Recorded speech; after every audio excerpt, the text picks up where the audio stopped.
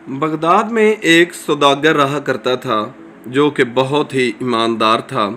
और बहुत कम मुनाफे पर लोगों को चीज़ें बेच देता था और ज़रूरतमंदों को बग़ैर मुनाफे के भी चीज़ें बेच देता था। वहाँ पर ही एक बहुत मशहूर व मारूफ और बहुत बड़ा ताजर यहूदी भी था जो कि उस मुसलमान ताजर से हर वक्त कुटता रहता और हसद की आग में जलता रहता था। खुदा का करना हुआ कुछ यूं कि एक दिन जो मुसलमान सौदागर था उसे पैसों की ज़रूरत पड़ी और यहूदी पहले ही पूरे शहर में सूद पर पैसे दिया करता था,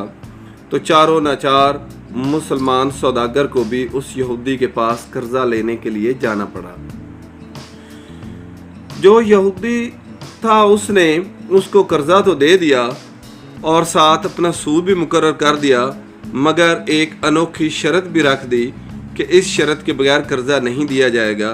और वो ये थी कि अगर सौदागर मुकर्रर वक्त पर यहूदी को पैसे नहीं दे सकता तो यहूदी उसके जिस्म से एक सेर गोश्त यानी 1 किलोग्राम गोश्त जिस हिस्से से चाहेगा वो काट लेगा। सौदागर को बहुत ज़्यादा पैसों की ज़रूरत थी, तो उसने एक तहरीर अपने हाथ से इस शर्त की लिखी और लिखकर यहूदी के हवाले कर दी और पैसे लेकर वहाँ से चला गया। मगर सौदागर वो पैसे वक्त पर यहूदी को ना लौटा सका, और यहूदी ने चूँकि उसके पास सौदागर के हाथ की लिखी हुई तहरीर पहले ही मौजूद थी, वो तहरीर पेश करके काजी की अदालत में मुकदमा दर्ज कर दिया। काजी को पता था कि ये इसका बहुत ज़्यादा जानी दुश्मन है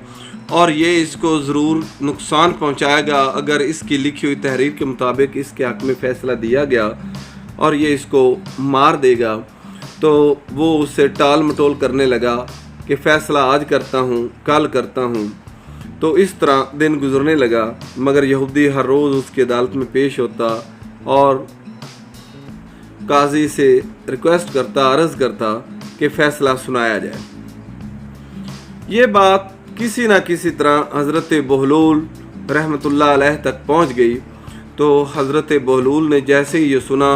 तो फ़ौरन अपनी गुदड़ी उठाई और लकड़ी का घोड़ा लिया और काजी की अदालत में पहुँच गए, और पहुँचकर काजी से अर्ज़ की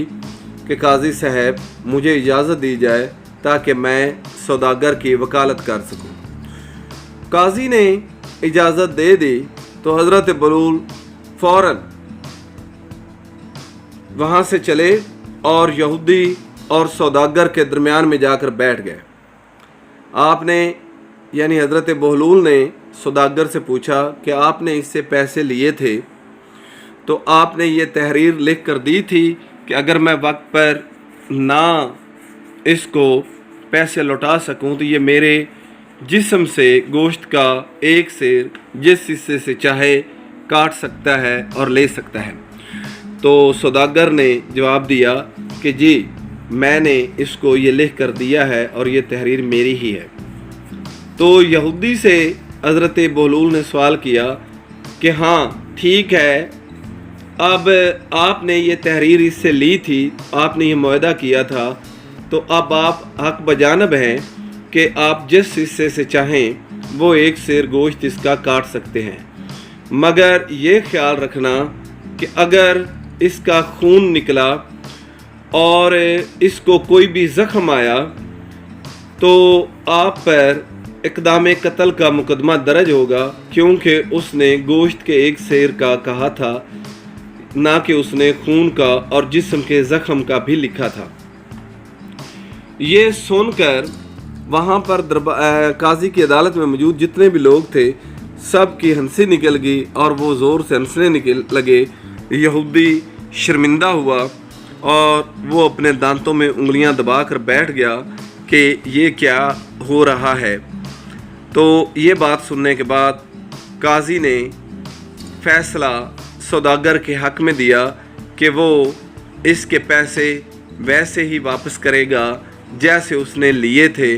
और इस पर का जिस्म को ना तो कोई नुकसान पहुंचाएगा और ना ही कहीं से गोश्त का टुकड़ा काट सकेगा। और हज़रत बहलूल इतना उसको सौदागर को बचाने के बाद वहाँ से चल दिए और अपने खंडर की तरफ पहुँच गए।